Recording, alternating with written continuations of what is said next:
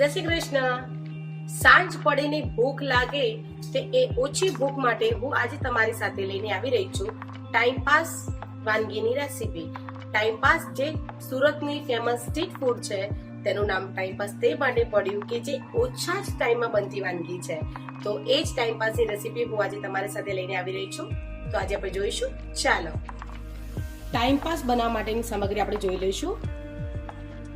Schezwan ચટણી, chop કરેલી કોબીજ, chop કરેલી ડુંગળી, ચોપ કરેલા કેપ્સિકમ, ચીઝ અને ઓનિયન ફ્લેવરની પેપર્સ, બટર, સ્વાદ મુજબ મીઠું, કારા મરી, cheese spread, regular cheese, tandoori mayo, green chutney, ઝીણી સેવ અને પાવ. મેં આજે રેગ્યુલર પાવની જગ્યાએ દાબેલી પાવ લીધેલા છે. હવે આપણે ટાઈમ પાસ બનાવવાની રેસીપી જોઈ લઈશું.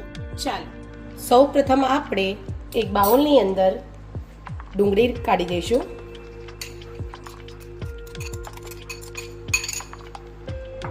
ત્યારબાદ કેપ્સિકમ,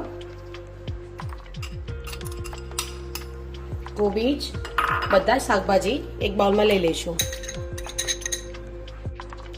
હવે તેમાં 1 થી 1.5 ચમચી કારા મરી પાવડર નાખી દઈશું. સ્વાદ મુજબ મીઠું, 1 ચમચી તંદૂરી માયો, 1 ચમચી ચીઝ સ્પ્રેડ,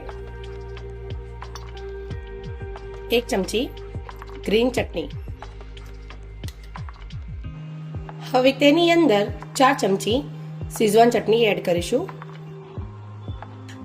સ્વાદ મુજબ તમારે વધારે જોઈતી હોય તો વધારે એડ કરી શકાય છે. હવે તેને મિક્સ કરી દઈશું.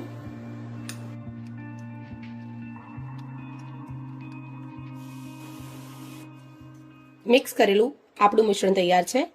હવે આપણે આગળની પ્રોસેસ જોઈ લઈશું. આપણે પાવને વચ્ચેથી કટ કરી દઈશું.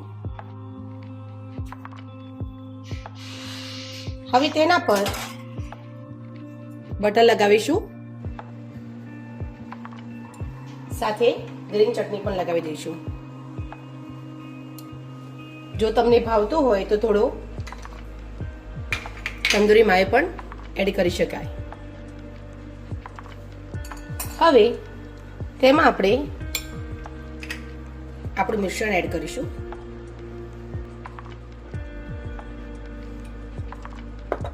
અને હવે તેને બંધ કરી દેવાનું છે. હવે આપણે ટોસ્ટરની અંદર ગ્રીલ કરવા મૂકીશું. મેં અહીંયા 2 પાઉં શેકી દીધા છે અને પ્રી હીટ કરી દીધું છે ટોસ્ટર. હવે તેના પર આપણે બટર પણ લગાવી દઈશું અને તેને શેકવા દઈશું.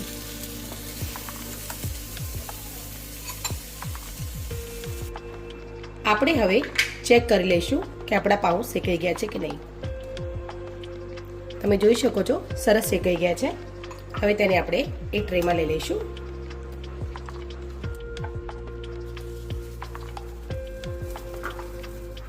હવે આપણે પાવને ખોલી દઈશું.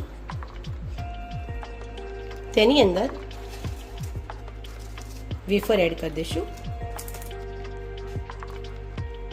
અને સાથે ચીઝ પણ છીણી દઈશું. સુરતની વાનગી હોય અને ચીઝ ના હોય એ વાત બને જ નહીં.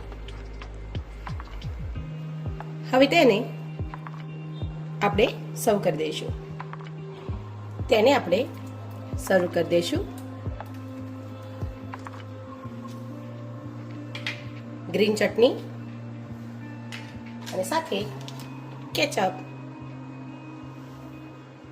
તો તૈયાર છે આપણો ટાઈમ પાસ. લો, તૈયાર છે આપણો ટાઈમ પાસ. આપણે ટાઈમ પાસ તો ઘણો કરીએ છીએ, પણ ટાઈમ પાસ આજે ખાઈશું. તો મારી ચેનલને સબસ્ક્રાઇબ, લાઇક એન્ડ શેર કરશો. પ્લીઝ કોમેન્ટમાં જણાવશો કે તમારા ઘરે ટાઈમ પાસ કેવો બન્યો. Thank you.